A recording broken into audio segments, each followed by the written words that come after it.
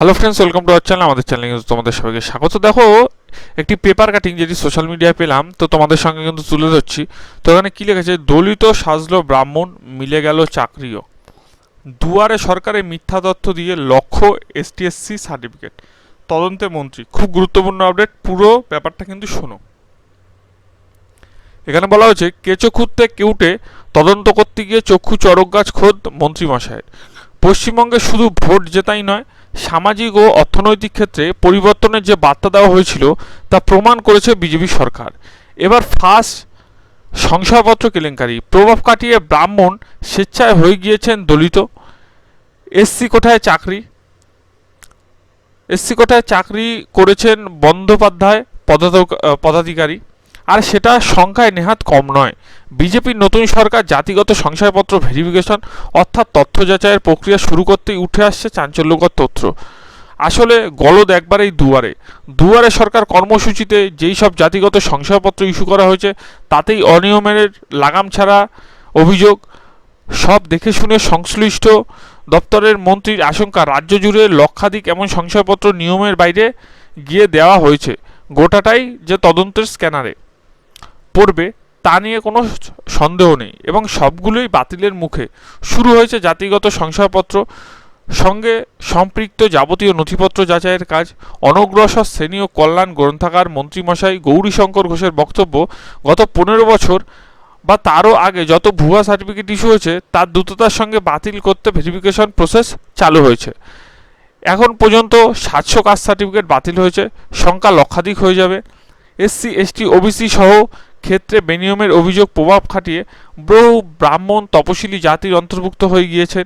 মন্ত্রীর অভিযোগ, ব্রাহ্মণ টাইটেল বন্দ্যোপাধ্যায় এসসি সার্টিফিকেট নিয়ে চাকরি করছে, তাদের কি কেউ কাস্ট সার্টিফিকেট বাতিল হবে, নাকি মিথ্যে তথ্য দিয়ে এতদিন সুযোগ সুবিধা নেওয়ার জন্য শাস্তি হবে?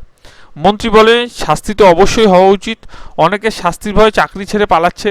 চাইছি যত বেশি সম্ভব এসসি এবং এসটি ওবিসি সার্টিফিকেট দিতে, যোগ্য লোক যাতে আবেদনের পর দ্রুততার সাথে সার্টিফিকেট পান, তার জন্য এইচডিও অফিস কিন্তু পর্যন্ত নির্দেশ দেওয়া হয়েছে। দপ্তর সূত্রে খবর, 1 দশকেরও বেশি সময় ইস্যু হওয়া প্রায় 1,59 লক্ষ কিন্তু জাতিগত শংসাপত্র ফের যাচাই করার সিদ্ধান্ত নেওয়া হয়েছে।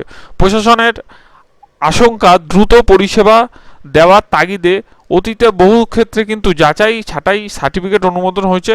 14ই মে সমস্ত জেলা শাসকদের নির্দেশ পাঠিয়ে বলা হয়েছে যে 2011 সাল থেকে যে 1 কোটি তপশিলি জাতি, 21 লক্ষ তপশিলি উপজাতি ও 48 লক্ষ ওবিসি সার্টিফিকেট ইস্যু করা হয়েছে তা যাচাই করতে হবে। প্রথমত একটা তোমাদের কথা বলি, এখানে কিন্তু খুব একটা গুরুত্বপূর্ণ কথা বলেছে।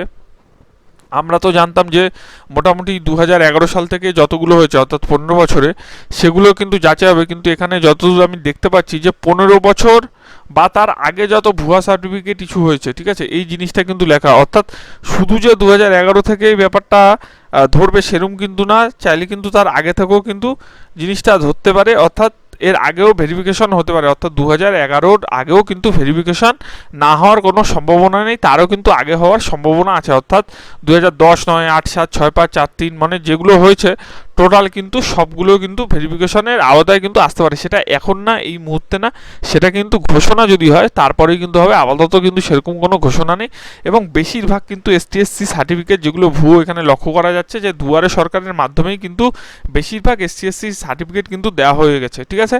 তো সেই ক্ষেত্রে কিন্তু তদন্ত কিন্তু আরও কড়া করে হবে। তোমাদের বারবার যেটা বলছিলাম, কিন্তু তদন্ত কিন্তু হবে। বাকি যদি কিছু থাকে অবশ্যই কিন্তু সেটা আমি ভিডিওর মাধ্যমে তোমাদের জানাবো। এবং ভিডিওটি কেমন লাগলো অবশ্যই তোমরা জানাবে। ভালো লাগলে কিন্তু চ্যানেল